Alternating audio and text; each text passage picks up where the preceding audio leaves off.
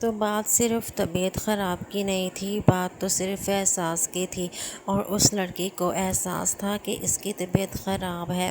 اس کے پاس اور کوئی تھا نہیں جو اس کی کیئر کرتا اور اس کے ساتھ ٹائم اسپینڈ کرتا اس کی دیکھ بھال کرنے کے لیے، اس لیے وہ اس کو احساس ہوتا ہے اور وہ اس کا احساس کر کر اس کے پاس جاتی ہے کھانا لے کر، اور پھر اس کے ساتھ جو ہے وہ ٹائم اسپینڈ کرتی ہے، اس کا خیال رکھتی ہے۔ تو اس انسان کو جو پھر پتہ چلتا ہے کہ یہ وہی لڑکی ہے جو اس کا احساس کر سکتی ہے، اور پھر اس کو خیال آتا ہے کہ اگر اس کو میں نے ابھی پرپوز نہ کیا تو ہو سکتا ہے کہ یہ اس کے ہاتھ سے نکل جائے، اس لیے وہ اسی کو جو ہے وہ اس وقت پرپوز کر دیتا ہے۔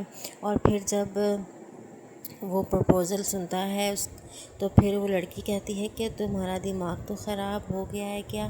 تمہارا دماغ تو خراب نہیں ہے، تو تم اس طرح سی باتیں کیسے کر سکتے ہو؟ وہ کچھ دیر کے لیے جو ہے وہ اس کو ڈانٹتی ہے، لیکن اس کے بعد اس کو احساس ہوتا ہے کہ یہ ٹھیک کہہ رہا ہے اور اس کو کسی کی ضرورت ہے، اس لیے وہ کہتی ہے کہ ٹھیک ہے، میں تم سے شادی کرنے کے لیے تیار ہوں، لیکن اس کے لیے تمہیں میرے گھر آنا پڑے گا۔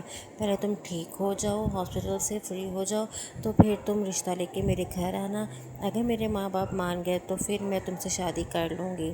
اب یہاں پر بات صرف اس کے ماں باپ کی نہیں تھی، اس کے ساتھ اس کے جو ہے وہ بہنوئی بھی تھا، اب وہ اس کو بھی منانا تھا۔ تو اب دیکھنا یہ ہے کہ کیا وہ لڑکا اس کے گھر والوں کو، اس کے بہنوئی کو منا سکتا ہے یا نہیں، یا اس کی کوئی بات سمجھے گا یا نہیں، یا پھر اس نے جو ہے وہ زبردستی اس کے ساتھ شادی کرنی ہے۔